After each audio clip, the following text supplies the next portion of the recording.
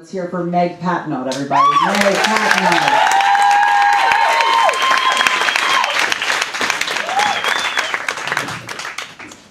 Hey everybody, I'm Meg Patenaude. I'm Italian, but my last name is French, so I'm like Jacques Cousteau with an identity crisis. In case you don't know, Jacques Cousteau is a very famous French explorer. So even he spent his entire life trying to get away from the French. You know, people always come up to me in New York City, they approach me because they see the eyebrows and they assume I'm not American. And, you know, they always ask me, you know, what are you? And I always have to think about it for a minute. Because, you know, I see a little bit of an angel-devil situation playing out, right? You know, on my left shoulder, I see a Frenchman with a beret and a mustache and a disapproving look on his face. But then on my right side, you know, I see my Italian godmother with a moppine and a mustache and a disapproving look on her face. I gotta get this out of the way. I have a severe peanut allergy. And, you know, it really gives you a different perspective on the world. So, you know, I decided, all right, I'm going to take it in stride. Let me try to look up people throughout history who had peanut allergies. Do you know how many I found? 0. There's none. None. Because before modern medicine, evolution had it right. You know, it was kind of like, if you decide that, you know, the scene from E.T. where Elliot's leading E.T. with Reese's Pieces to the house, and you view that as a homicide, then you don't deserve to live.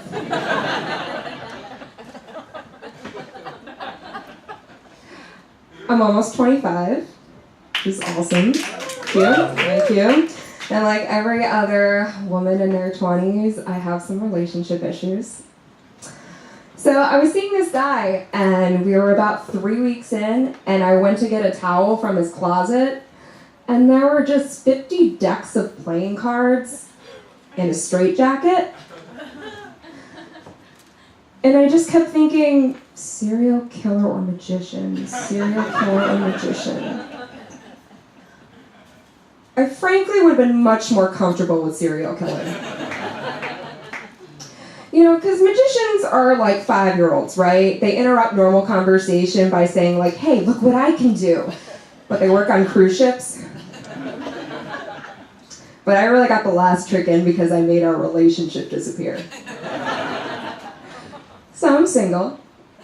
And, you know, dating in New York City is really difficult, right? I mean, you've got your job schedule, you've got your workout schedule. It's really, really difficult to schedule time to not die alone. And, you know, there's so many choices now. You've got Tinder, that's meant for regrets. You got J-Date, but it's frowned upon when you're Catholic. And then you've got glutenfreesingles.com. That's right, there is a glutenfreesingles.com. And what that actually means is someone sat down and decided that gluten-free people should only date other gluten-free people. And I don't think it was a gluten-free person who decided that. I think it was a non-gluten-free person who was just like really tired of going to expensive health food restaurants on first dates.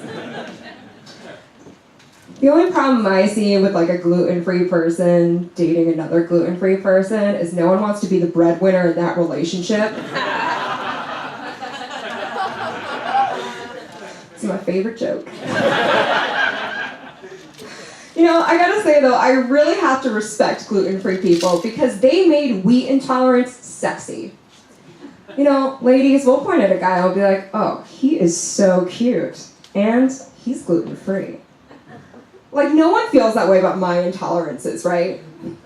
Like, no guy is out there pointing at me being like, oh, dude, she is so hot, and she has peanut-induced anaphylaxis.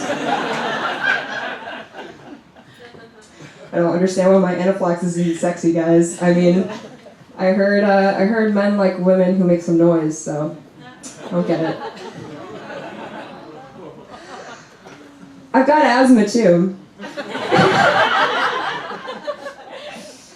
So I've given this a lot of thought recently. When the zombie apocalypse comes, like, I'm the first one to go. Like, my only hope in this situation is that through, like, the heavy wheezing, the blood-drained face, and the slow movement, they just mistake me as one of their own. Did you guys ever notice that in every single horror movie, there's, like, one single terrifying demon child in it? Like, every single one. You've got The Omen, you've got The Ring, you've got The Sixth Sense. Like, there's always a scary child in it. And I was curious about it, so I looked it up, and the trend became popular in the 1980s. And so did condom usage. Because women knew that the condom was really their last defense against demon sperm. Alright guys, thank you, that's all I got.